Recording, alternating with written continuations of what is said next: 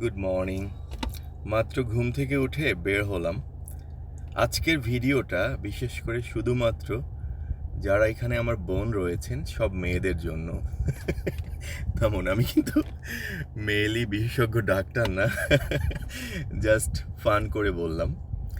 আমি যখন ঘুম থেকে উঠি সকালবেলা, উঠে মোবাইলটা হাতে নেওয়ার পর আমি বেশ কিছু টেক্সট দেখি মেসেঞ্জারে। সো একটা মেয়ের একটা টেক্সট দেখলাম, টেক্সটটাতে কার্টুনের একটা ছবি দেওয়া, তাই ক্লিক করে দেখলাম এবং পড়লাম। বড়, বেশ বিশাল একটা টেক্সট। এমন বেশ কয়েকটা টেক্সটই আছে সেম ক্যাটাগরির, বাট এটা পড়ে আমি ভাবলাম একটু শেয়ার করি। মেয়েটি লিখলো, ভাইয়া আমি প্রেম করে বিয়ে করেছি, আমার বিয়ের বয়স 2 বছর চলছে। আমার হাজব্যান্ড, শ্বশুরবাড়ির ফ্যামিলিটা মোটামুটি একটু ধনী ফ্যামিলি। সো আমি শিক্ষিত মানুষ, বাট পড়াশোনা করেছি ভালোই, আমি গ্রাজুয়েশন করেছি। বাট প্রেম করে বিয়ে করার পরে এখন শ্বশুরবাড়িতেই থাকি। আমি যাকে বিয়ে করেছিলাম, যে ছেলেটাকে বিয়ে করেছিলাম প্রেম করে বা পছন্দ করে, ছেলেটা পুরোটাই চেঞ্জ হয়ে গেছে। এবং আমার শ্বশুর শাশুড়ি এবং যেটাকে বলে ননদ আমার সাথে প্রচণ্ড রুড বিহেভ করে, আমাকে প্রচণ্ড কথা শোনায় প্রতিটা ক্ষেত্রে। বাট আমি এখন একটু মানসিকভাবে ডিপ্রেশনে চলে যাচ্ছি।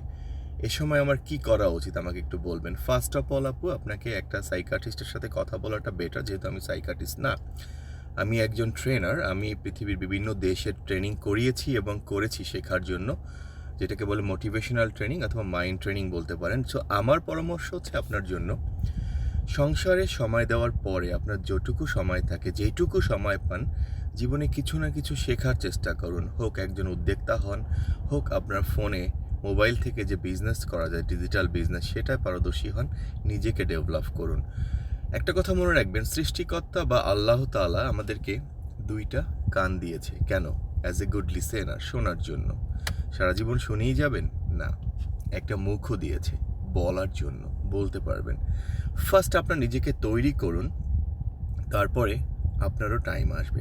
হিন্দি বা বাংলা সিনেমা দেখছেন, একটা সময় ভিলেন যখন নায়ককে ডুসুম ডুসুম ডুসুম মারতে থাকে, মার খেতে খেতে নায়ক উঠে বলে দিস ইজ মাই টার্ন, তখন নায়ক অ্যাগেইন ডুসুম ডুসুম। আপনাকে বলবো না যে শ্বশুর শাশুড়ি বা জামাইকে মারবেন, এমন কিছু না। নিজেকে ডেভেলপ করুন, ভালোবাসা, তাদের সম্মান, তাদের কথা শোনানো অটোমেটিক বন্ধ হয়ে যাবে, তারাও আপনাকে কথা বলার সুযোগ করে দিবে। শুধু নিজেকে তৈরি করুন সময়ের ফাঁকে ফাঁকে। ভালো থাকবেন। আসসালামু আলাইকুম।